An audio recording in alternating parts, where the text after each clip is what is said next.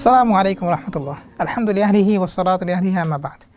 ছোট্ট বন্ধুরা, আশা করি তোমরা অনেক ভালো আছো এবং পেছনের সকল হাদিস তোমরা মুখস্থ করে নিয়েছো। রাসূলের কথা শুনে প্রোগ্রামের নতুন একটি পর্বে তোমাদের সবাইকে স্বাগত জানাচ্ছি এবং আজকে আমরা 3টি হাদিস পড়ব। তার মাঝে প্রথম হাদিসটি হলো রাসূল সাল্লাল্লাহু আলাইহি ওয়াসাল্লাম বলেছেন, আকরাবু মা ইয়াকুনুল আবদু মিন রাব্বিহি ওয়া হুয়া সাজিদ। একজন বান্দা তার রব প্রভুর সবচেয়ে নিকটবর্তী হয় যখন সে সাজদায় থাকে। অর্থাৎ একজন বান্দা হিসেবে আমাদের কামনা কি, আমাদের প্রত্যাশা কি, যে আমরা আল্লাহ সুবহানাহু ওয়া তাআলার নৈকট্য অর্জন করতে পারবো, তার সন্তুষ্টি অর্জন করব, তাই না? তো এখন তুমি এই অনেক কাজ করো, তুমি জীবনে অনেক ইবাদত করতে হয়, অনেক আমল করতে হয়, পাশাপাশি তোমাকে গুনাহ থেকে বেঁচে থাকতে হয়। কেন করতে হয় এগুলো? আল্লাহ সুবহানাহু ওয়া তাআলার সন্তুষ্টি অর্জনের জন্য।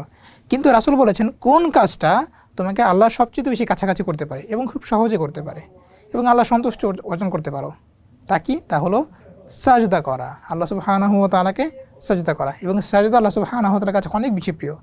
এই জন্যই আমরা এখন দেখব যে কীভাবে আল্লাহর নিকটবর্তী হতে পারি সাজদার মাধ্যমে।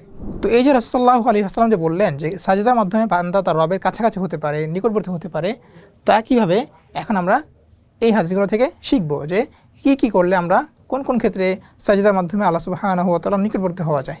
রাসূল সাল্লাল্লাহু আলাইহি ওয়াসাল্লাম বলেছেন, সাজদার মাধ্যমে কি হয়? ব্যক্তি সহজেই আল্লাহর কাছাকাছি হতে পারে।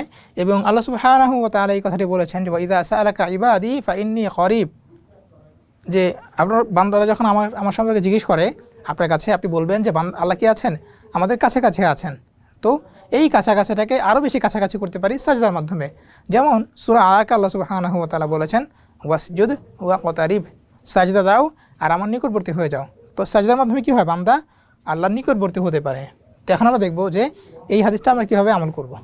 1 নম্বর হলো সাজদায় দীর্ঘ সময় দোয়া করা। নামাজের সাজদায় বেশি বেশি দোয়া করা উচিত, কারণ এই সময় আল্লাহর কাছে বান্দার সবচেয়ে নিকটবর্তী হওয়া যায়। অর্থাৎ বান্দা সবচেয়ে বেশি নিকটবর্তী হতে পারে সাজদার মাধ্যমে। এখন তুমি তোমার মা বাবাকে অনেক কাছের মনে করো, তাই না? তোমার যখন কোনো টাকা পয়সার প্রয়োজন হয়, তুমি কি তোমার টিচারের কাছে টাকা যাও নাকি হচ্ছে তোমার মা বাবার কাছে? অবশ্যই মা বাবার কাছে। কেন? কারণ আমরা মনে করি কি তারা আমাদেরকে অনেক ভালোবাসেন, আমরা তাদের অনেক কাছের বা তারা অনেক আপন। তো আমরা যাদেরকে কাছের মনে করি গোপন কথাটা তাকেই বলি, তাই না? আমরা যাদের কাছে মনে করি তাদের কাছে আমরা প্রয়োজনটা বলি যে আমার এটা শেষ হয়ে গেছে বা এটা লাগবে, এমন। তো আল্লাহ সুবহানাহু ওয়া তাআলাকে যদি তুমি কাছের মনে করো, তাহলে তুমি কী করবে? তোমার যত কথা বলার ইচ্ছা তুমি আল্লাহর কাছে বলতে পারো, তোমার যা কিছু প্রয়োজন তুমি আল্লাহর কাছে চাইতে পারো। তো সাজদায় তুমি যখন আছো তখন আল্লাহর নিকটবর্তী আছো, আল্লাহর কাছাকাছি আছো। কীভাবে? যে আল্লাহ সুবহানাহু ওয়া তাআলা সাজদা যখন দাও তুমি, তখন কি হয়ে যায়? এই তোমার মাথাটা নিচের দিকে চলে যায় আর নিতম্বটা উপরের দিকে চলে যায়। এতে করে কি হয়? মানুষের কিন্তু মর্যাদা ক্ষুণ্ণ হয়, তাই না? আল্লাহ সুবহানাহু ওয়া তাআলা চান যে তুমি কি করো? আল্লাহকে সম্মান করো।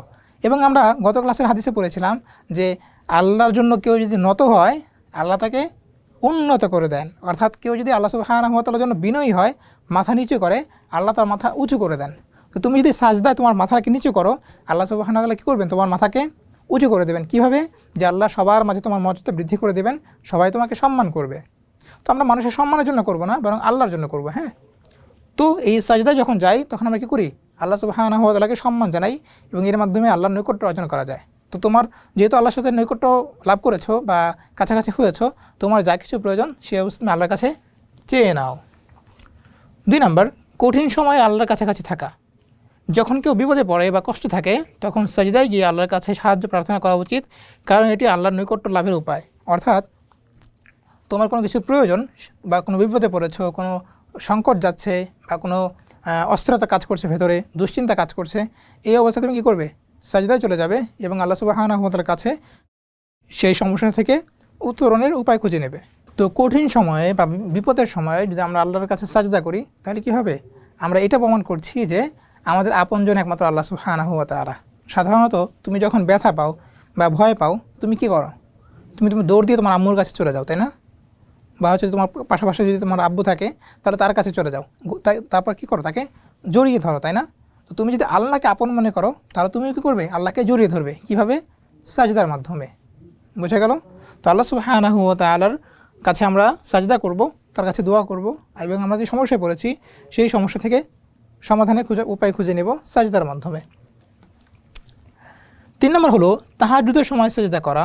রাতে তাহাজ্জুদ নামাজের সময় সেজদায় গিয়ে বেশি বেশি সময় কাটানো, কারণ এটি একটি বিশেষ সময় যখন আল্লাহ বান্দাদের দোয়া কবুল করেন। তোমরা হাদিসে পড়বে রাসূল সাল্লাল্লাহু আলাইহি ওয়াসাল্লাম বলেছেন যে আল্লাহ সুবহানাহু ওয়া তাআলা রাতের বেলা কী করেন, প্রথম আসমানে নেমে আসেন এবং তিনি বলেন যে কারো কি সাহায্যের প্রয়োজন আছে কিনা, আমি তাকে সাহায্য করব। কেউ গুনাহ মাফ করাতে চাই কিনা বা ক্ষমা চাই কিনা, আমি তাকে ক্ষমা করে দেব। কেউ রহমত চাই কিনা, আমি তাকে রহমত করব, দান করব। কেউ কারো কিছুর প্রয়োজন আছে কিনা, আমি তাকে দান করব। তো আল্লাহ সুবহানাহু ওয়া তাআলা আমাদেরকে দিতে চান, আমাদের জাস্ট নিয়ে নিতে হবে। তো যেহেতু এটা রাতে ঘটে, আর তাহাজ্জুদ পড়তে হয় কখন, দিনে না রাতে? অবশ্যই রাতে। তো এই রাতে কী করব, সাজদার মাধ্যমে আল্লাহ সুবহানাহু ওয়া তাআলার আরও কাছাকাছি হতে পারি এবং তার কাছ থেকে আমাদের প্রয়োজনীয় যত জিনিস আছে, যত কিছু প্রয়োজন আছে চেয়ে নিতে পারি এবং সেগুলো আদায় করতে পারি। 4 নম্বর হলো নামাজে খুশু এবং আরেকটি শব্দ আছে খুদু। তো খুশু আমরা বলি বাংলায়, মূলত হচ্ছে আরবিটা হচ্ছে খুশু এবং খুদু। এখানে কি হয় যে শারীরিকভাবে এবং মানসিকভাবে বা আত্মার দিক থেকে আল্লাহ সুবহানাহু ওয়া তাআলার কাছে বিনয়ী হওয়া। অর্থাৎ তুমি যখন নামাজে দাঁড়িয়েছো, সুন্দর করে ভদ্রভাবে দাঁড়াবে এবং রাসূলের যে সুন্নাহগুলো আছে সেই সুন্নাহগুলো মেনে দাঁড়াবে এবং তোমার মনটাকে স্থির রাখার চেষ্টা করবে যে হচ্ছে আমি আল্লাহ সুবহানাহু ওয়া তাআলার কাছে সামনে দাঁড়িয়ে আছি, আমাকে কী করতে হবে, সেভাবেই মনোযোগী হতে হবে। তো তুমি যদি অলসতা করে দাঁড়াও বা এমনভাবে দাঁড়িয়েছো যেখানে মনে হয় না তুমি আল্লাহর সামনে দাঁড়িয়েছো বা সম্মান প্রদর্শন করছো, তাহলে কী হবে না, তোমার এই সালাতটা কিন্তু পরিপূর্ণ হবে না। একইভাবে তোমার হয়তো সুন্নাহ অনুযায়ী তুমি সালাত পড়ছো, কিন্তু কী হচ্ছে না, তোমার মনোযোগ চলে আছে অন্যদিকে, এটা কী হবে না, খুদু হবে না। তো তোমাকে কী করতে হবে, এমনভাবে সালাতটা পড়তে হবে যেভাবে রাসূল সাল্লাল্লাহু আলাইহি ওয়াসাল্লাম বলেছেন। পাশাপাশি তোমার মনকে নিয়ন্ত্রণ করতে হবে। এতে করে কী হবে, তোমার সালাতটা সুন্নাহ অনুযায়ী হবে এবং আল্লাহ সুবহানাহু ওয়া তাআলা সন্তুষ্টি অর্জন করতে পারবে। তো নামাজে যে খুদু বজায় রাখা বা সিজদায় মনোযোগ ধরে রাখা, এটা কি করতে পারে, আল্লাহ সুবহানাহু ওয়া তাআলা নৈকট্য অর্জনে সহায়তা করতে পারে। এবং 5 নম্বর হলো জীবনের বিভিন্ন পরীক্ষায় ধৈর্য রাখা। সেজদার মাধ্যমে আল্লাহর নিকট ধৈর্য এবং সাহায্য প্রার্থনা করা উচিত। অর্থাৎ অনেক সময় হবে কি যে তুমি সালাত পড়ে দোয়া করেছো বা সাজদায় গিয়ে দোয়া করেছো, তোমার সাজদার দোয়াটা হয়তো কবুল হয়নি। তোমাকে মনে রাখতে হবে এই কবুল না হওয়াটা যেন তোমাকে আল্লাহ থেকে দূরে সরিয়ে না দেয়, বরং সাজদায় গিয়ে তুমি আবার চাও যে আল্লাহ আপনার সিদ্ধান্তের উপর আমাকে অটল রাখুন, আপনার সিদ্ধান্ত মেনে নেওয়ার মতো আমাকে বিবেচনা বোধ দান করুন, যেন আমি আপনার সিদ্ধান্তে সন্তুষ্ট থাকতে পারি, সেই তৌফিক আমাকে দান করুন। আমি যেন আপনার থেকে দূরে সরে না যাই, আপনার প্রতি আমার জন্য খারাপ ধারণা তৈরি না হয়। সালাফ বা আমাদের পূর্বসূরি যারা আছেন তারা একটা বিষয় ভয় করতেন হুসনুল যন বিল্লাহ, যে আল্লাহর প্রতি খারাপ ধারণা, যে আল্লাহ আমাকে ভুলে গেছেন, আল্লাহ আমাকে দেখেন না, আল্লাহ আমাকে বিপদ দেন শুধু। এই যে ধারণা, এখান থেকে বেরিয়ে আসতে হবে। আল্লাহর কাছে তুমি যেমন কামনা করবে আল্লাহ তোমাকে তেমন দান করবেন। যেমন আল্লাহ সুবহানাহু ওয়া তাআলা বলেছেন আনা ফি হুসনি যন্নি আবদি বি, যে বান্দা আমার সাথে যেমন চিন্তা করে আমি তার সাথে তেমন আচরণ করি। তো তুমি যদি আল্লাহকে মনে করো আল্লাহ তোমার কাছের, আল্লাহ তোমার সব সমস্যার সমাধান করবেন, তিনি তোমার কথা শুনবেন, তাহলে দেখবে যে তাই ঘটছে। তাহলে আমরা যখন দোয়া করে কোনো কিছু না পাই, আমাদের কী করতে হবে, ধৈর্য ধারণ করতে হবে। তো আজকের হাদিসটি আমরা এখন মুখস্থ করে নেব। হাদিসটা একটু বড়, কিন্তু তুমি যদি আস্তে আস্তে মুখস্থ করো দেখবে যে মুখস্থ হয়ে গেছে। তো আমি পড়ছি অল্প অল্প করে, আমার সাথে তোমরাও পড়ো। রাসূল সাল্লাল্লাহু আলাইহি ওয়াসাল্লাম বলেছেন আকরাবু মা ইয়াকুনুল আবদু মিন রাব্বিহি ওয়া হুয়া সাজিদ। আকরাবু মা ইয়াকুনুল আবদু মিন রাব্বিহি ওয়া হুয়া সাজিদ। আকরাবু মা ইয়াকুনুল আবদু মিন রাব্বিহি ওয়া হুয়া সাজিদ। হাদিসের অর্থ হলো একজন বান্দা তার প্রভুর সবচেয়ে নিকটবর্তী হয় যখন সে সাজদায় থাকে। এবং কোরআনে আমরা দেখেছি আল্লাহ সুবহানাহু ওয়া তাআলা বলেছেন কি ওয়াসজুদ ওয়াকতারিব, যে সাজদা দাও আর আমার নিকটবর্তী হয়ে যাও। তো এই হলো আজকের হাদিস, এটা আমরা মুখস্থ করেছি। আমাদের প্রথম হাদিসটি শেষ হলো, এখন আমরা দ্বিতীয় হাদিসটি পড়ব। আজকের দ্বিতীয় হাদিসটি হলো রাসূল সাল্লাল্লাহু আলাইহি ওয়াসাল্লাম বলেছেন আদ-দুনিয়া সিজনুল মুমিন ওয়া জান্নাতুল কাফির। দুনিয়া হলো মুমিনের জন্য কারাগার আর কাফিরের জন্য জান্নাত। এখন দেখো, এই দুনিয়াতে আমরা যখন বসবাস করি আমরা মূলত কী করছি, পরীক্ষা দিচ্ছি, তাই না? আল্লাহ সুবহানাহু ওয়া তাআলা কী বলেছেন যে লিয়াবলুয়াকুম আইয়ুকুম আহসানু আমালা। আল্লাহ তোমাদেরকে সৃষ্টি করেছেন যাতে করে দেখতে পারেন যে কে উত্তম আমল করে বা ভালো আমল করে। তো আমাদের সকল আমল কী করছেন, আল্লাহ দেখছেন, আল্লাহ পরীক্ষা করছেন।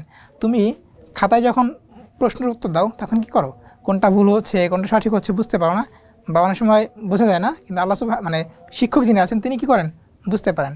তো একইভাবে তুমি যা লিখছো না লিখছো সব কিছু কী করছেন, আল্লাহ সুবহানাহু ওয়া তাআলা নোট করছেন। তুমি যা করছো আল্লাহ সুবহানাহু ওয়া তাআলা সেগুলো নোট করছেন। এখন পরীক্ষার হলে কী করা যায় না, তুমি যা ইচ্ছে তাই করতে পারো না, অন্য কারোর সাথে কথা বলা যায় না, কাউকে কোনো কিছু জিজ্ঞেস করা যায় না, কারো থেকে সাহায্য নেওয়া যায় না, তারপর হচ্ছে অন্য কোনো উপায় অবলম্বন করা যায় না, বই থেকে লেখা যায় না, এমন অনেক প্রবলেম থাকে, অনেক সীমাবদ্ধতা থাকে। তো কারাগারেও সেম। কারাগারে কি হয়, তুমি যা ইচ্ছে তাই করতে পারবে না। যেমন তোমার ইচ্ছে করছে বাইরে গিয়ে একটু খাওয়া দাওয়া করবে, তুমি সেটা পারবে না। আবার ধরো যে তুমি চাও কী করবে, সারাক্ষণ ঘুমিয়ে থাকবে, দেখবে ঘুমের খুব সুন্দর ব্যবস্থা নেই, দুর্গন্ধ আসছে, তারপর হচ্ছে শোয়ার জায়গা নেই, পা ফেলার জায়গা নেই, বা হচ্ছে একদম নোংরা একটা এলাকার মধ্যে তোমাকে রাখা হয়েছে, এরকম অনেক প্রবলেম হয়। তো জান্নাতে কী হয়, মানে কারাগারটা কী হয় যে তুমি যা চাইবে তা হবে না। তুমি চাও যে একটু খেলাধুলা করবে, পারবে না। তুমি চাও যে একটু বাইরে গিয়ে হাঁটাহাঁটি করবে, পারবে না। তুমি একটা ভালো রেস্টুরেন্টে যেতে চাও, পারবে না। তোমার ইচ্ছে করছে যে আমি অন্য কিছু করি, তো যা চাইবে তুমি তাই করতে পারবে না। এমন জায়গাটা হচ্ছে কি কারাগার। অন্যদিকে জান্নাত মানে কি, জান্নাত বলতে আমরা কী বুঝি, যেখানে আমরা মা তাশতাহিহিল আনফুস ওয়া তালাদ্দুল আয়ুন, যা করতে মন চাইবে, যা ভাল লাগবে তাই তুমি করতে পারবে। এখন দেখো দুনিয়াতে আল্লাহ সুবহানাহু ওয়া তাআলা আমাদেরকে অনেক বিধিনিষেধ দিয়ে দিয়েছেন। যেমন ধরো তুমি গান শুনতে পারবে না, তুমি নাচতে পারবে না, তুমি গীবত করতে পারবে না, কারো সমালোচনা করতে পারবে না, তারপর হচ্ছে কি সম্মান দিয়ে কথা বলতে হবে, আদর করতে হবে, ভালোবাসা দিতে হবে, মানুষকে সাহায্য করতে হবে, নামাজ পড়তে হবে, রোজা রাখতে হবে, অনেকগুলো কাজ দিয়ে রেখেছেন, তাই না? কিন্তু কাফেরদের কি এমন কোনো ধরাবাঁধা নিয়ম আছে যে সালাত পড়তে হবে, যাকাত দিতে হবে, হজ করতে হবে, এমন কোনো কথা আছে? না। বরং তারা যা ইচ্ছে তাই করতে পারে। তারা আল্লাহর অবাধ্য হচ্ছে, তারা গান শুনছে, তারা মিউজিক শুনছে, তারপরে তারা ডান্স করছে, তারা মদ খাচ্ছে, তারা শুকর খাচ্ছে, অথচ এগুলো আল্লাহ সুবহানাহু ওয়া তাআলা আমাদের জন্য কী করে দিয়েছেন, নিষেধ করে দিয়েছেন। তো তারা যা ইচ্ছে তাই করতে পারে, এই স্বাধীনতা তাদের আছে, কিন্তু আমাদের নেই। তো তারা মূলত কি আছে, দুনিয়া থেকেই জান্নাত রূপে গ্রহণ করেছে। অথচ আল্লাহ সুবহানাহু ওয়া তাআলা বলেছেন ওয়াল আখিরাতু খায়রুন ওয়া আবকা, আর আখিরাত হলো উত্তম এবং শ্রেষ্ঠ এবং স্থায়ী। অর্থাৎ দুনিয়াতে ধরো যে তোমার একটা মানে খাবারের ব্যবস্থা করেছো বা খাবার কিনেছো, রেস্টুরেন্ট থেকে তুমি অর্ডার করেছো, তোমাকে খাবার দিয়ে গেছে, এই খাবারটা দুদিন পরে কী হবে, পচে যাবে, তাই না? কিন্তু জান্নাতের খাবার কি পচে যায়? পচে না। জান্নাতের খাবারটা হচ্ছে খুবই উন্নত এবং সুস্বাদু এবং এমন স্বাদ যা তুমি চিন্তাও করতে পারো না। রাসূলুল্লাহ সাল্লাল্লাহু আলাইহি ওয়াসাল্লাম বলেছেন, আল্লাহ নিজে বলেছেন যে আ'দাততু লিইবাদিয়াস সালিহিন মা লা আইনুন রাআত ওয়ালা উযুনুন সামিআত ওয়ালা খাতারা আলা কলবি বাশার, যে এমন এমন সব নিয়ামত আল্লাহ জান্নাতে রেখে দিয়েছেন যা কোনো কান শুনেনি এর বিবরণ, বা হচ্ছে কেমন কেমন হবে এর বিবরণ তুমি শুনোনি সব কিছু, বা হচ্ছে কোনো চোখ দেখেওনি যে এত সুন্দর হতে পারে, এত মনোরম হতে পারে, এত শান্তিময় হতে পারে। আবার মানুষ চিন্তাও করতে পারেনি যে এত ভালো ভালো জিনিস বা এত উপভোগ্য জিনিস আল্লাহ আমাদের জন্য তৈরি করেছেন। তো দুনিয়াতে যে বিষয়গুলো আমরা দেখতে পাই তা মূলত কি নষ্ট হয়ে যায়, গলে যায়, পচে যায়, নষ্ট হয়ে যায়, প্রবলেম হয়। কিন্তু আল্লাহ সুবহানাহু ওয়া তাআলা জান্নাতে যা রেখেছেন তা কী হবে না, খুবই উন্নত হবে এবং সেগুলো দুনিয়ার মতো নয়, বরং অনেক বেশি কল্যাণকর, অনেক বেশি শ্রেষ্ঠ। তো দুনিয়াতে তারা জান্নাতের মতো করে পাচ্ছে, তারা যে সেটা চায় সেটা আল্লাহ সুবহানাহু ওয়া তাআলা তাদেরকে দিচ্ছেন এবং আমাদের জন্য অনেক বিধিনিষেধ দিয়ে দিয়েছেন। তো মূলত কী আছে, আমরা কারাগারে আছি আর তারা আছে জান্নাতে। এখন আখিরাতে যখন যাব তখন আমরা থাকবো জান্নাতে, তারা থাকবে কারাগারে, অর্থাৎ তারা শাস্তি ভোগ করবে এবং তারা যা খাইতে চাইবে তা খেতে পারবে না, বরং তাদেরকে গরম পানি পান করানো হবে, রক্ত পান করানো হবে এবং অনেক বেশি শাস্তি দেওয়া হবে। তো খেলাটা পুরোটাই বদলে যাবে। ওকে, তো এখন আমাদের কী করতে হবে, এই দুনিয়াতে আমরা কীভাবে চললে এটা আমাদের জন্য সহজ হবে বা আল্লাহ সুবহানাহু ওয়া তাআলার নৈকট্য অর্জন করতে পারবো, সেটাই আমরা এখন দেখে নিব। আজকে আমরা যে হাদিসটা শিখলাম যে দুনিয়া হচ্ছে কি মুমিনের জন্য কারাগার আর কাফিরের জন্য জান্নাত। তো এই কারাগারে আমরা আসলে কী কী কাজ করলে পরকালে জান্নাতে যেতে পারবো সেটা এখন একটু দেখে নিচ্ছি। 1 নম্বর, ধৈর্য সহকারে কষ্ট সহ্য করা। অর্থাৎ মুমিনদের জীবনে অনেক সময় কষ্ট ও দুঃখ থাকতে পারে, কিন্তু তারা ধৈর্য ধারণ করে, কারণ তারা জানে যে আখিরাতে আল্লাহর পক্ষ থেকে তাদের জন্য কী রয়েছে, পুরস্কার রয়েছে। এখন দেখো আমাদের দুনিয়াতে কি হয় যে আমরা চাই আমরা যেন কখনো অসুস্থ না হই, তারপর আমরা চাই যে হচ্ছে আমাদের জন্য কি থাকে, মানে সুন্দর নারী থাকে, বা হচ্ছে যারা মেয়ে আছো তাদের কী চাই, সুন্দর একটা স্বামী চাই, তাই না, জীবনসঙ্গী চাই। তারপরে কি হয়, আমরা চাই যে আমাদের অনেক ধনসম্পদ থাকবে, আমরা কখনো বৃদ্ধ হব না, তাই না? সবাই কি চায়, মানুষ কি চায় যে বৃদ্ধ হয়ে যাক, বৃদ্ধ হয়ে গেলে কী করা যায়, হাঁটাচলা করা যায় না, এক জায়গায় বসে থাকতে হয়, ভাল লাগে না, মন খারাপ লাগে, একা একা লাগে, তাই না? এই জন্য কেউ চায় না যে বয়স হয়ে যেতে, বৃদ্ধ হয়ে যেতে। বৃদ্ধ হয়ে গেলে কী হয়, অনেক কষ্ট হয়, সব কাজ নিজে নিজে করা যায় না, অনেক প্রবলেম হয়। তো এই যে এত কিছু যে আমরা চাই, এগুলো কোনোটাই কী করা যায় না, দুনিয়াতে পাওয়া যায় না। দুনিয়াতে কেউ 1000 বছর বাঁচতে পারে, পায় না। দুনিয়াতে কি সবাই যখন যা চায় তা পাইতে পারে, পায় না। বরং কী করা যায়, এটা জান্নাতে পাওয়া যায়। ফলে আমরা দুনিয়াতে যখন জান্নাতের বিষয়গুলো চাই তখন কী হতে হবে, হতাশ হতে হবে। কিন্তু তোমার যদি মাথায় থাকে যে আমি তো এখানে এমন জায়গা যেখানে আমি পরীক্ষা দিচ্ছি, এখানে আমি চাইলে কী করতে পারবো না, খাতা দেখে লিখতে পারবো না, আমি কারো কাছ থেকে সাহায্য নিয়ে লিখতে পারবো না, বা হচ্ছে এই সুযোগগুলো আমার নেই, তো তখন কী হবে, তোমার জন্য দুনিয়াতে চলাটা সহজ হবে। কেউ যদি জানে যে আমি কারাগারে আছি, আমি এখন চাইলেই বের হতে পারবো না, সে কী হবে না, বের হতেও চাইবে না। তার মাথায় ওটা বসে যাবে যে আমি এখন কি করব না, সীমাবদ্ধতার মধ্যে আছি, আমার জন্য আমি যা করতে চাই তাই করা যাবে না। তো একইভাবে মুমিনরা যখন জানবে যে দুনিয়াটা হচ্ছে কি কষ্টের জায়গা, আর এটা তো শান্তির জায়গা নয়, শান্তির জায়গা হচ্ছে আখিরাতে, তো আমাকে আখিরাত পর্যন্ত কী করতে হবে, অপেক্ষা করতে হবে। 2 নম্বর হলো আখিরাতের প্রতি আগ্রহী থাকা। মুমিনরা দুনিয়ার ভোগবিলাসে মত্ত না হয়ে আখিরাতের জন্য প্রস্তুতি নেয়, কারণ তারা জানে দুনিয়া ক্ষণস্থায়ী আর আখিরাত কি স্থায়ী। তোমার যদি আখিরাতের প্রতি বিশ্বাস থাকে তাহলে দুনিয়ার কষ্টটা তুমি মেনে নিতে পারবে। কিন্তু তুমি যদি আখিরাতে পরিপূর্ণ বিশ্বাস না করো তাহলে মনে হবে কি দুনিয়ায় যদি হচ্ছে আমোদ ফুর্তি করে না যাই তাহলে জীবনটা শেষ, আর কিছুই পেলাম না। কিন্তু তুমি যদি জানো যে হচ্ছে কি আখিরাতে আমার জন্য পুরস্কার রয়েছে, আল্লাহ আমাকে পুরস্কার দেবেন, তখন কি হবে, তোমার জন্য সহজ হবে। ধরো তোমাদের স্কুলে একটা প্রতিযোগিতা হলো এবং এই প্রতিযোগিতায় তোমাদের বলা হলো যে তোমরা 1 ঘন্টা পর্যন্ত সবাই চুপ থাকবে, সবাই চুপ থাকবে। তাহলে তোমাদের কী করতে হবে, কী করা হবে, স্কুল থেকে পুরস্কার দেওয়া হবে। এখন তুমি কি করলে, 1 ঘন্টা পর্যন্ত যদি চুপ থাকো তাহলে তোমাকে কী করা হবে, পুরস্কার দান করা হবে। সেই জন্য তুমি কী করলে, চুপ থাকলে। এখন কেউ যদি ভাবে যে আর শুধু শুধু শুধু পুরস্কার দেবে না, চুপ করে বসে থেকে লাভ আছে, চলো গল্প করি, তো যারা গল্প করেছে তারা কি স্কুলের ওই পুরস্কারটা পাবে, পাবে না। যারা করেনি বা পুরস্কার আশা করেনি তারা কী করবে, গল্পে মজে যাবে। তো সে কেন গল্প করছে, কারণ জানে যে কি টিচাররা কোনো কিছুই দেবে না। কিন্তু সে যদি জানতো যে টিচার যেহেতু বলেছে অবশ্যই আমাকে দেবে, তাহলে কী করতো, সে চুপ থাকতো এবং এই প্রতিযোগিতায় অংশগ্রহণ করতো। তো আমাদের সমাজে কেউ যদি আখিরাতে পরিপূর্ণরূপে বিশ্বাস করে তাহলে সে জানে যে ইন্নাল্লাহা লা ইউযিউ আজরাল মুহসিনিন, আল্লাহ মানুষের ভালো আমল কী করেন না, নষ্ট করেন না, বরং তুমি যে ভালো কাজগুলো করো সেগুলোর জন্য আল্লাহ তোমাকে প্রতিদান দিবেন, আর তুমি যে খারাপ কাজগুলো করেছো সেগুলো আল্লাহ তোমাকে শাস্তি দিবেন। তো এই বিশ্বাস যদি কেউ থাকে তাহলে অবশ্যই শিক্ষা করবে, আল্লাহর দেওয়া সময় পর্যন্ত অপেক্ষা করবে, আল্লাহর দেওয়া সীমানা সে অতিক্রম করবে না। বুঝে গেল? তো তোমার কেন্দ্রবিন্দু যদি হয় আখিরাত, তোমার কেন্দ্র যদি হয় স্থায়ী জান্নাত, তাহলে তুমি এই ক্ষণস্থায়ী দুনিয়া নিয়ে পড়ে থাকবে না। বুঝে গেল? এই জন্য আমাদের কী করতে হবে, আখিরাতের চিন্তা মাথায় রাখতে হবে এবং আল্লাহ সুবহানাহু ওয়া তাআলার দেওয়া সময় পর্যন্ত অপেক্ষা করতে হবে যে দুনিয়াটা হচ্ছে আমার জন্য কারাগার, এখানে আমি যা ইচ্ছে তাই করতে পারবো না। আমি যখন আমার মৃত্যুর মাধ্যমে মুক্তি ঘটবে তখন আমি কী করবো, আল্লাহ সুবহানাহু ওয়া তাআলার নিয়ামত ভোগ করতে পারবো, জান্নাতে যেতে পারবো। এটা হলো ধর্মীয় নীতি মেনে চলা। মুমিনরা দুনিয়ায় অনেক সীমাবদ্ধতার মধ্যে থাকে, যেমন হারাম থেকে দূরে থাকা, বিনয়ী জীবনযাপন করা। এটি কেন করতে হয়, কারণ এটা হচ্ছে তাদের পরীক্ষা। তো আমরা যেহেতু পরীক্ষা আছি, পরীক্ষার হলে যেমন যা ইচ্ছে তাই করা যায় না, একভাবে দুনিয়ায় কী করা যাবে না, যা ইচ্ছে তাই করা যাবে না। এটা হলো 4 নম্বর, ধনসম্পদ ও বিলাসিতা থেকে দূরে থাকা। অর্থাৎ মুমিনরা যেহেতু জানে দুনিয়া হচ্ছে ক্ষণস্থায়ী এবং এখানে যা আছে সবই অনুন্নত, আর আখিরাতে যা থাকবে সব কিছুই হচ্ছে কল্যাণকর, এই জন্য তারা কী করে, দুনিয়াটাকে প্রাধান্য না দিয়ে আখিরাতকে প্রাধান্য দেয়। আর যারা এটা বোঝে না তারা কী করে, আল্লাহ সুবহানাহু ওয়া তাআলা তাদের সম্পর্কে বলেছেন বাল তুসিরুনাল হায়াতাদ দুনিয়া, তোমরা দুনিয়ায় কী করো, বেশি প্রাধান্য দাও। তো আমরা যারা দিন শিখেছি, দিন সম্পর্কে জানি, আমরা জানি যে আল্লাহ বলেছেন ওয়াল আখিরাতু খায়রুন ওয়া আবকা, আর দুনিয়া আখিরাত হচ্ছে কি কল্যাণকর এবং স্থায়ী। অর্থাৎ দুনিয়ায় যে ধনসম্পদ আছে তা একসময় ফুরিয়ে যায়, কিন্তু আখিরাতের ধনসম্পদ, সুখ, শান্তি, সমৃদ্ধি কখন কী হবে না, ফুরাবে না। এই জন্য আমরা কী করবো, বিলাসী জীবনযাপন না করে আল্লাহ সুবহানাহু ওয়া তাআলার আখিরাতের প্রতি আস্থা রাখবো এবং সেভাবে নিজেদের জীবনকে গড়ে তুলব। 5 নম্বর হলো সাধারণ জীবনযাপন করা। অর্থাৎ হতে পারে যে দুনিয়াকে আল্লাহ সুবহানাহু ওয়া তাআলা অনেক কিছু দিয়েছেন তোমাকে, কিন্তু তুমি সেগুলো মানে অহংকার করে বা হচ্ছে অন্য কোনোভাবে মানুষের কাছে উদ্যত্ত প্রকাশ করবে না, বরং তুমি স্বাভাবিক জীবনযাপন করবে, যার মাধ্যমে কী হবে, তোমার সাথে সবাই কথা বলতে স্বাচ্ছন্দ্য বোধ করবে, তোমার সাথে মিশতে স্বাচ্ছন্দ্য বোধ করবে এবং এর মাধ্যমে তুমি আল্লাহ সুবহানাহু ওয়া তাআলার নৈকট্য অর্জন করতে পারবে।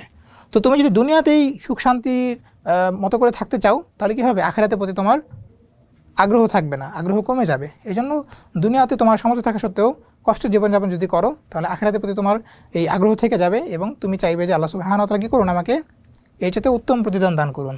এভাবে কী করা যায়, আমাদের জীবনটাকে আরও সুন্দর করা যায়। তো আজকের হাদিস থেকে আমরা দেখলাম যে কীভাবে মুমিনের জন্য দুনিয়াটা হচ্ছে কারাগার, সে এখানে যা ইচ্ছে তাই করতে পারে না, ফলে তাকে কী করতে হবে, জান্নাতের জন্য অপেক্ষা করতে হবে। আর এই দুনিয়াটাকে সে কীভাবে মুক্তি পাবে, সে জেল থেকে কীভাবে মুক্তি পাবে, কারাগার থেকে, মৃত্যুর মাধ্যমে। আর আখিরাতে হচ্ছে কি তার উপভোগের জায়গা, সে সেখানে যা ইচ্ছে তাই করতে পারবে। তো রাসূল সাল্লাল্লাহু আলাইহি ওয়াসাল্লাম হাদিসটি এখন আমরা মুখস্থ করে নিব। রাসূল বলেছেন আদ-দুনিয়া সিজনুল মুমিন ওয়া জান্নাতুল কাফির, দুনিয়া হলো মুমিনের জন্য কারাগার আর কাফিরের জন্য জান্নাত।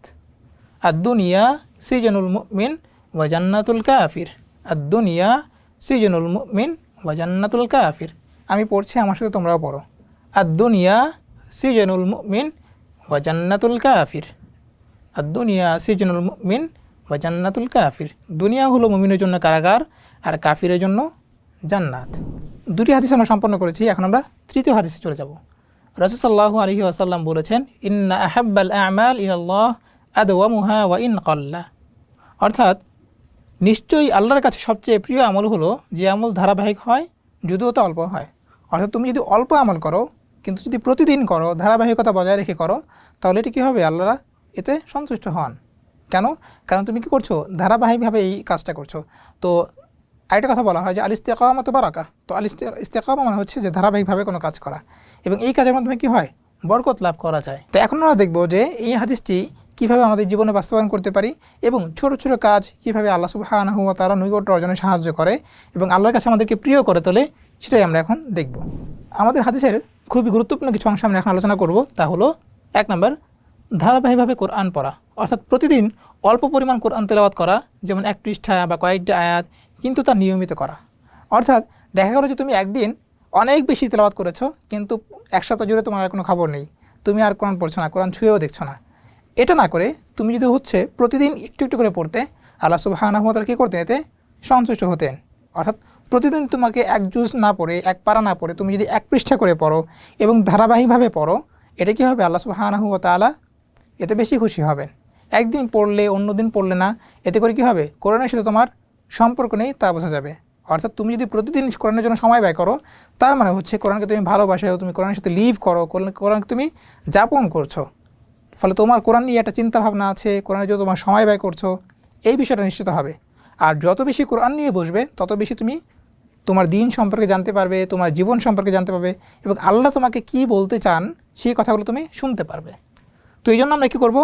একদিনে অনেক না পড়ে, অনেক পড়লে ভালো, তবে সেটা যেন প্রতিদিন করা হয়। আর প্রতিদিন অনেক পড়তে গেলে তোমার জন্য কী হয়ে যাবে? কষ্ট হয়ে যাবে। অথচ আমরা গত হাদিসে পড়েছি, আর দিনু ইউসরুন, ইন্নাদ দিনা ইউসরুন, দিন হচ্ছে কি সহজ, তো আমরা সেটাকে কঠিন করে ফেলবো না। এবং হাদিসে রাসূল সাল্লাল্লাহু আলাইহি ওয়াসাল্লাম বলেছেন, লাই ইয়ামাল্লাহু হাত্তা তামাল্লু, যে তোমরা দিন কঠিন করে ফেললে কী হবে? তোমরা ক্লান্ত হয়ে যাবে, কিন্তু আল্লাহ ক্লান্ত হবেন না। অর্থাৎ তোমরা বেশি বেশি পড়তে গিয়ে অস্বস্তি লাগবে, ধর এত পড়া যায় নাকি, তখন কি হবে? তুমি আর পড়তেই চাইবে না। অথচ তুমি যদি 1 পৃষ্ঠা করে পড়তে, তোমার জন্য সহজ হতো, তোমার জন্য ফ্লেক্সিবল হতো, এবং তুমি প্রতিদিন এটা খুব সহজেই করতে পারতে। এই জন্য আমরা নিজেদের উপরে এমন কিছু চাপিয়ে নিব না যা আমাদের কী করে? সেই কাজ সম্পর্কে অনীহা তৈরি করে দেয় বা খারাপ লাগা তৈরি করে দেয়। আমরা কী করব? অল্প অল্প করে হলেও প্রতিদিন করব। এটাই হচ্ছে আজকের হাদিসের শিক্ষা। 2 নম্বর হলো ছোট ছোট দান করা। ছোট ছোট দান বলতে হচ্ছে তুমি অল্প অল্প করে দান করো, তবে ধারাবাহিকভাবে করো। যেমন তোমাকে টিফিনের জন্য যে 50 টাকা দেওয়া হচ্ছে, সেখান থেকে 5 টাকা করে তুমি তোমার যে ফ্যামিলি সাদাকা বক্স আছে তাতে জমা করতে পারো। অর্থাৎ একটা বক্স রাখলে, যেখানে তুমি প্রতিদিন 5 টাকা করে রাখবে, এবং সেটা কী হবে? একটা সাদাকা বক্স হিসেবে তুমি রেখেছো। 1 সপ্তাহ শেষে বা 1 মাস শেষে তুমি সেই টাকাটা কাউকে দান করে দিলে। ফলে তুমি যদি একজনকে শুধু 5 টাকা দিতে, এটা আকার অনেক ছোটো মনে হতো, কিন্তু তুমি যে 5 টাকা করে প্রতিদিন জমা দিচ্ছ, প্রতিদিন একসাথে জড়ো করছো, মাস শেষে তখন যখন এই টাকাটা অন্য কাউকে দিবে, সেটা কোনো কাজে ব্যবহার করতে পারবে। এখন তুমি যদি চাও যে আমি একদিনে 100 টাকা দান করব, ফলে 100 টাকা দান করতে গিয়ে তুমি কী করেছো? 2 দিনের টিফিন মিস করেছো, এবং তোমার কাছে মনে হবে আরে শুধু শুধু টিফিন মিস করে লাভ আছে, এরপর থেকে সারা মাস আর তুমি কী করলে না? কোনো টাকাই সাদাকা করলে না। ফলে কি হলো? তোমার সাদাকার প্রতি তোমার যে মানসিকতা ছিল, যে পজিটিভ চিন্তাভাবনা ছিল, সেটা নষ্ট হয়ে গেল। অথচ তুমি যদি 5 টাকা করে দান করতে, তোমার জন্য এটা অনেক বেশি সহজ মনে হতো, এবং তুমি এটা সহজেই করতে পারতে। তাহলে কি করতে হবে? অল্প অল্প করে দান করতে হবে, তবে নিয়মিত করতে হবে। 3 নম্বর হলো নামাজে মনোযোগ, অর্থাৎ প্রতিদিন নামাজ পড়া, যদিও অল্প সময় নিয়ে, কিন্তু তা কী হতে হবে? ধারাবাহিক। অর্থাৎ তুমি যদি প্রতিদিন চিন্তা করো যে আমি 20 রাকাত করে সালাত পড়ব, তখন তোমার জন্য এটা কঠিন হয়ে যাবে। কিন্তু তুমি যদি ভাবো যে আমি 2 রাকাত করে পড়বো, তবে প্রতিদিন পড়বো, এইটাই কী হবে? তোমার জন্য সালাতের জন্য সময় ব্যয় করাটা সহজ হবে।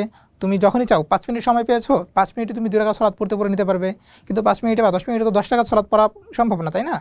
তখন কী হবে? ওই দিনে সালাতটাই মিস হয়ে যাবে। ফলে ওই দিনটা এমন গেল, যেই দিনটাতে তুমি তোমার রবের কাছাকাছি হলে না, যেই দিনটাতে তুমি তোমার রবকে সাজদা করলে না। এই জন্য আমাদের কী করতে হবে? একদিনে অনেক বেশি না পড়ে প্রতিদিনই কিছু কিছু করব, ধারাবাহিকভাবে করব। আর এটা হলো সকাল সন্ধ্যা জিকির করা। তো হাদিসে কিছু দোয়া আছে যেগুলো আমাদের পড়তে হবে, যার মাধ্যমে আমাদের কী হবে? বিপদ আপদ থেকে মুক্তি পাওয়া যাবে, হিংসা থেকে মুক্তি পাওয়া যাবে, বদনজর থেকে মুক্তি পাওয়া যাবে। তো এই দোয়াগুলো আমরা প্রতিদিন সকাল সন্ধ্যায় করব, যাতে করে আল্লাহ সুবহানাহু ওয়া তাআলার এই সুরক্ষা আমরা পেতে পারি।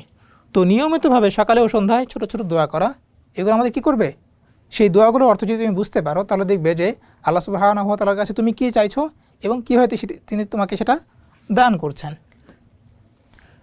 হাদিসের পঞ্চম শিক্ষাটি হলো ছোট ছোট নেক কাজ, অর্থাৎ প্রতিদিন একটি করে নেক কাজ করা, যেমন কাউকে সাহায্য করা বা কারোর জন্য ভালো দোয়া করা। তো এই মানুষকে সাহায্য করা নিয়ে আমরা গত হাদিসগুলোতে অনেক বেশি বিস্তারিত আলোচনা করেছি। সেগুলো তোমার কী করতে হবে, নিয়মিত করতে হবে। ধরো যে তুমি কোনো দিন কোনো ভালো কাজই করতে পারো নি, কিন্তু তুমি কী করবে, শোয়ার আগে তোমার আম্মুর দিকে হাসি মুখে তাকিয়ে বলবে যে আম্মু আমি ঘুমোতে যাচ্ছি। এটাও কী হবে, একটা ভালো কাজ। কেন?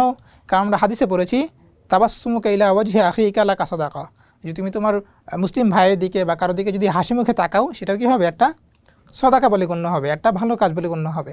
তাহলে আমরা কী করব, প্রতিদিন একটা ভালো কাজে নোট করতে পারি যে আমি আজকে কী ভালো কাজ করেছি। ধরো যে তুমি আজকে লিখলে যে আমি একজনকে সাহায্য করেছি, আবার লিখলে অন্য দিন যে আমি 2 রাকাত সালাত পড়েছি, আবার লিখলে যে আমি একজনকে 10 টাকা দান করেছি। তো এই ভালো কাজগুলো তুমি একটা তালিকা করতে পারো, প্রতিদিন অন্তত একটা একটা করে ভালো কাজ করতে পারো, যা তোমাকে কী করবে, আল্লাহর নৈকট্য অর্জনে সাহায্য করবে। আশা করি তোমরা বুঝতে পেরেছো যে আমরা একবারে বেশি আমল না করে ধারাবাহিকভাবে অল্প অল্প আমল করব। এর মাধ্যমে কী হবে, আল্লাহর সন্তুষ্টি অর্জন করাটা আমাদের জন্য অনেক বেশি সহজ হয়ে যাবে। তো চলো এই গুরুত্বপূর্ণ হাদিসটা এখন আমরা মুখস্থ করে ফেলি। রাসূল সাল্লাল্লাহু আলাইহি ওয়াসাল্লাম বলেছেন, ইন্না আহাব্বাল আ'মাল ইলাল্লাহ আদওয়ামুহা ওয়া ইন ক্বাল, অর্থাৎ আল্লাহর নিকট সবচেয়ে প্রিয় আমল হলো যা অল্প তবে ধারাবাহিকভাবে করা হয়। রাসূল বলেছেন, ইন্না আহাব্বাল আ'মালি ইলাল্লাহি আদওয়ামুহা ওয়া ইন ক্বাল্লা। আমি পড়ছি, আমার সাথে তোমরাও বলো, ইন্না আহাব্বাল আ'মালি ইলাল্লাহি, ইন্না আহাব্বাল আ'মালি ইলাল্লাহি আদওয়ামুহা ওয়া ইন ক্বাল্লা, অর্থাৎ যেই কাজটা অল্প হলেও ধারাবাহিকভাবে করা হয় তা আল্লাহর কাছে অনেক বেশি প্রিয়। নিশ্চয়ই আল্লাহর কাছে সবচেয়ে প্রিয় আমল হলো যে আমল ধারাবাহিক হয়, যদিও তা অল্প হয়। তো আশা করি তোমরা এই হাদিসটা বুঝতে পেরেছো এবং হাদিসটা মুখস্থ করে নিয়েছো। আজকে ক্লাসে আমরা যে 3টা হাদিস পড়েছি, সেই 3টা হাদিস তোমরা মুখস্থ করে নেবে, পাশাপাশি এই হাদিসগুলোর উপর আমল করবে এবং তারপর আমাদের ওয়েবসাইটে যে অনুশীলনগুলো আছে সেগুলো তোমরা পূরণ করে নেবে, যাতে তোমরা বুঝতে পারো হাদিসগুলো সঠিকভাবে বুঝতে পেরেছো কিনা এবং তার উপর কীভাবে আমল করতে হবে সেটাও যেন ক্লিয়ার হয়ে যায়। তো দেখা হবে নেক্সট ক্লাসে ইনশাআল্লাহ। জাযাকুমুল্লাহ খায়রান। আসসালামু আলাইকুম রহমতুল্লাহ।